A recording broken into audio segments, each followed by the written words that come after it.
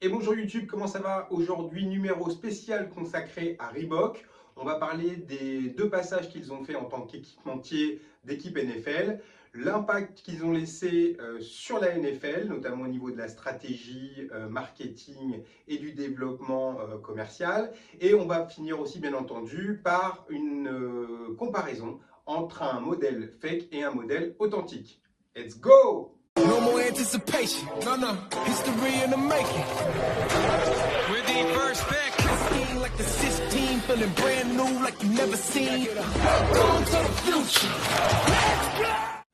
Reebok a fait ses premiers pas en 1995 en tant qu'équipementier d'équipe NFL, en équipant les Lions et les Giants, et a fini en 98 avec 4 équipes supplémentaires, dont notamment les 49ers.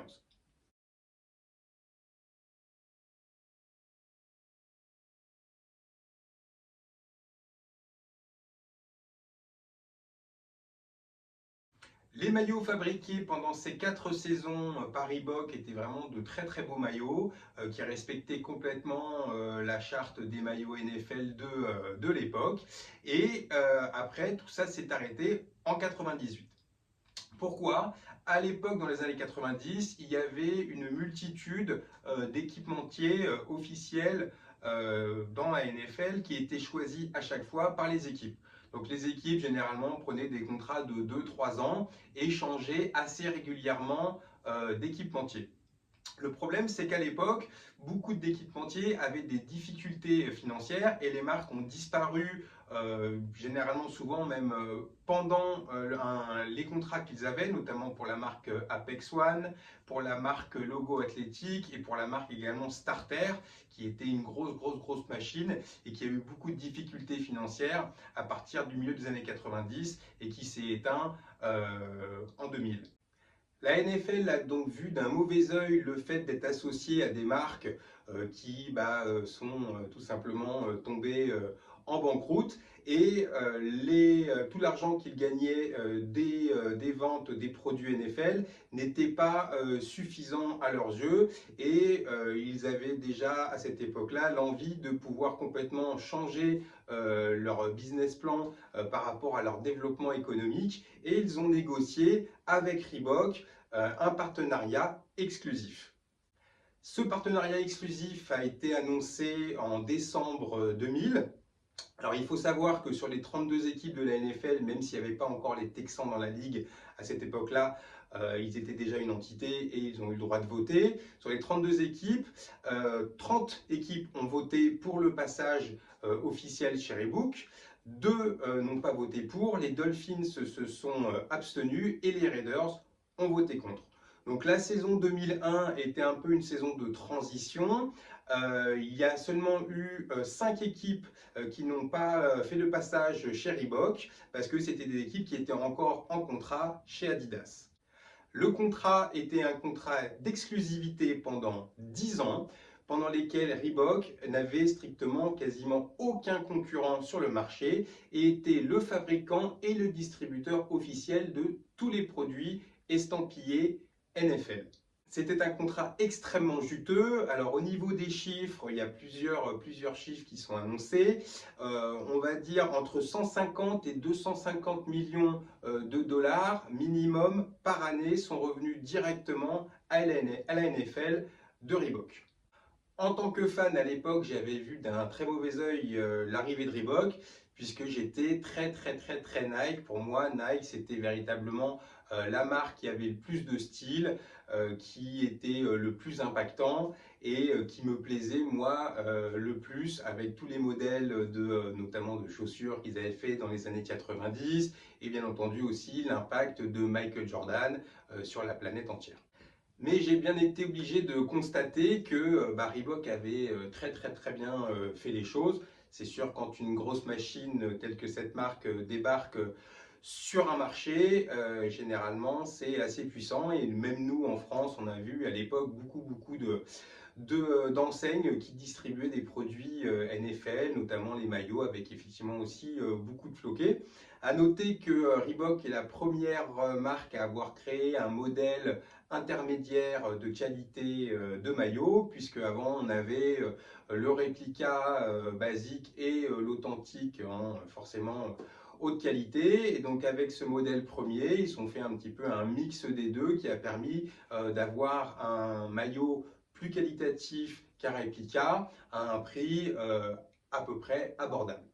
Reebok a aussi très rapidement compris que le throwback, le vintage avait énormément d'attrait auprès des fans, et ils ont fait une gamme de maillots type la gamme premier, mais sur des joueurs qui étaient déjà en retraite depuis longtemps. Et là aussi également, alors avec un partenariat avec les équipes et la NFL, Reebok a là aussi continué à ressortir pour les matchs des maillots rétro, des maillots throwback, et aussi à bien aussi imposer le fait que les équipes aient un patch commémoratif lorsqu'il y avait des événements bien particuliers.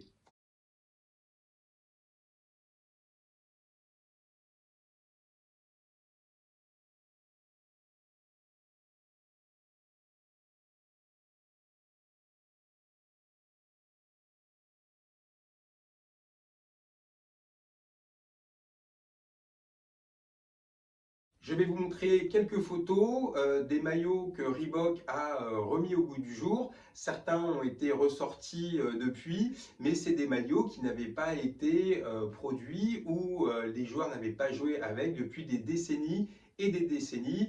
Et effectivement, là, ils ont mis vraiment en plein dans le mille, parce qu'il y a eu vraiment des maillots iconiques pendant le passage chez Reebok de 2001 à 2011.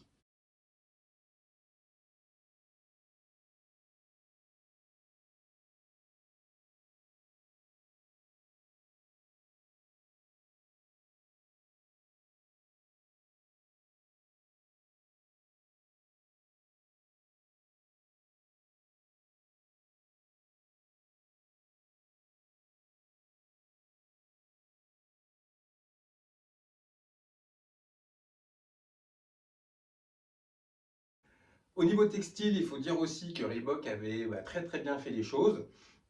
Ils sont partis sur des modèles, des styles, que ce soit au niveau des t-shirts, des sweats, des pulls, des coupes-vents, des blousons, sur un style assez élégant, un petit peu rétro, un petit peu throwback, mais avec quand même une touche de modernité. C'était des produits qui étaient par contre au niveau des matières beaucoup moins techniques, et des looks moins, comment dirais-je, moderne que ce qui se fait actuellement chez Nike, mais je trouve que qualitativement, les produits de chez Reebok étaient de meilleure qualité, duraient beaucoup plus longtemps que ce qu'on a actuellement chez Nike.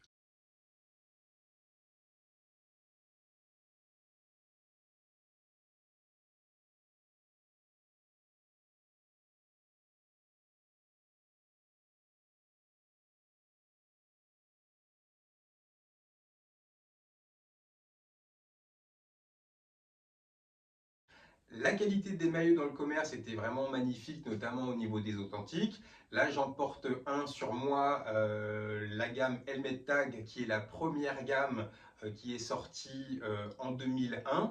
Le petit problème qu'il y a sur ces maillots-là, c'est que Reebok, c'était une marque qui taille très grand.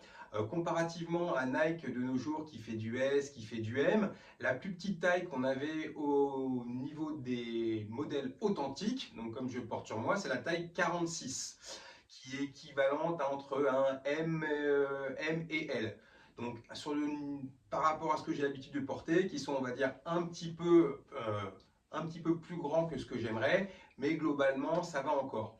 Ça, c'est sur les Helmet Tag. Il y a une autre année de production vers 2007 où ils ont sorti des 46, mais souvent ce que l'on trouve, c'est du 48 minimum, donc c'est un XL. Donc généralement, si on n'aime pas les maillots trop larges d'épaules, trop longs, Reebok, c'est compliqué. Donc c'est pour ça que dans ma collection, j'en ai malheureusement trop peu parce que je tombe que sur des modèles du 48, du 52 et ça me va pas du tout. Autre problématique chez Reebok, et non des moindres, la contrefaçon. C'est à partir de l'arrivée de Reebok en tant qu'équipementier exclusif que la contrefaçon a véritablement explosé. Et tout ce que vous voyez, on va dire 95% des maillots Reebok, alors cousus, hein, bien entendu, pas les floqués, et 90 à 95% de ce qui tourne sur les sites français ou européens, c'est de la contrefaçon. Chez Reebok, comme dans les autres marques dont on a pu déjà parler, hein, Mitchell & Ness ou Nike, là aussi différentes qualités de contrefaçon qui a évolué un petit peu au fur et à mesure du temps. Certains sont pas mal du tout, d'autres sont véritablement dégueulasses, mais comme d'habitude, il faut toujours regarder les mêmes points de contrôle pour savoir si on a affaire à un maillot authentique ou à une contrefaçon.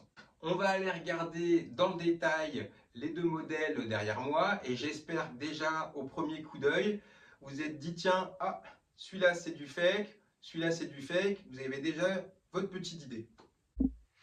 Donc déjà visuellement, on se rend compte qu'il y a une petite différence tout de même qui saute aux yeux au niveau de la taille des numéros, au niveau de la qualité du tissu qui est utilisé. On voit que le Raven sur le Ray Lewis est plus visible, paraît quand même un petit peu plus gros que celui sur le Michael Oher. On se rend compte également que le jog tag sur le Michael Oher, même si il est plutôt pas trop mal mis au niveau de la hauteur, il est quand même extrêmement décalé par rapport au jog tag du Ray Lewis. Le shield est différent sur les deux modèles, ça c'est à peu près normal. Pourquoi? Parce que le Ray Lewis était produit entre 2002 et 2004 et la NFL a changé son bouclier en 2008, donc en baissant le nombre d'étoiles. Donc le Michael Oher est censé être une production à partir de 2008. Vous pouvez par contre vous rendre compte que les formes du shield sont complètement différentes entre l'étiquette ici et sur le jog tag qui est lui par contre pas trop mal. Vous pouvez voir la qualité de la broderie, vous rendre compte de la différence avec la taille et la qualité sur le Ray Lewis. Idem aussi au niveau des étiquettes et du jog tag. Donc ça c'est le jog tag période 2002-2004.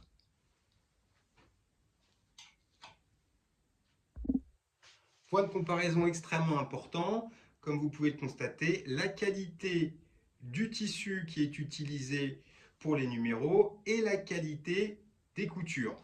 Celui-ci, vous avez vu, donc il a un côté brillant. Donc le côté brillant, vous le retrouvez sur quasiment tous les maillots fake.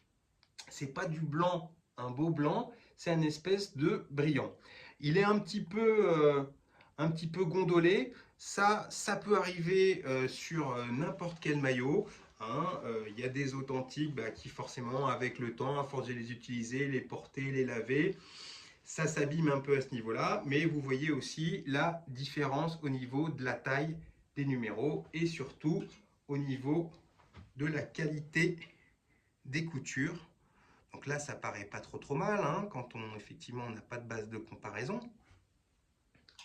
Mais la différence est véritablement notoire. Au niveau des nameplates, là aussi c'est assez criant de vérité. On voit que le Ray Lewis, hein, la taille est bien, les coutures sont nickel, il y a de l'espace entre chaque lettre. Donc là, véritablement, au premier coup d'œil, ça se voit. Et on voit également, par contre, que sur le Michael Oher, il a ce côté aussi complètement gondolé, des petites bulles dans le tissu. Et on s'aperçoit que là aussi, le nameplate n'est pas du tout droit et qu'il y a des lettres qui sont plus hautes que les autres. Mais comme tous les autres maillots fake des autres marques, la grosse différence se voit au niveau du logo Reebok et du logo de l'équipe. Donc là aussi, la première chose qu'on doit faire quand on vérifie un maillot, s'il est authentique ou pas, c'est de regarder sur Fanatics par exemple, de regarder comment sont les logos sur les maillots actuels, si forcément l'équipe joue avec le même maillot, de regarder des photos des joueurs, de regarder des photos officielles des logos et de pouvoir comparer. Là, la chance est qu'effectivement, sur le maillot des Ravens, on a de beaux patchs au niveau des bras. Donc forcément, ça va être une très bonne base de comparaison. Donc là, la différence, hein, elle est claire, elle est notoire. Le signe Reebok, même s'il peut paraître pas trop mal, on s'aperçoit qu'il y a des fils qui relient toutes les parties du logo. On s'aperçoit que le patch, il est beaucoup plus petit, que les couleurs ne sont pas exactement les mêmes, que les logos ne sont pas du tout les mêmes, que là, il y a une espèce de petite trace, on ne sait pas ce que c'est.